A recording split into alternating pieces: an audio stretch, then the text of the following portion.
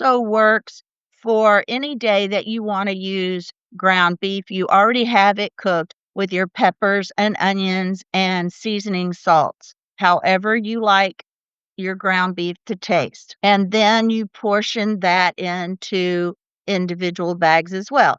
You can do 2-cup portions, or if you need to portion it in how much your family eats on Taco Tuesday, it's got to be however many servings you have in your family, of course. And then now, Wednesdays for wings. You cook all the wings with a little salt and pepper.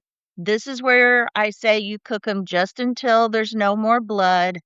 I cook mine in the air fryer. You can do it in the oven. You can, do it on the grill so that they have that flavor. Then, you bake or grill them and don't add any sauce yet, because when you reheat them, you're gonna pick your sauce of choice for that day, because you can have 4 different favorite sauces, or you can have 8 favorite sauces.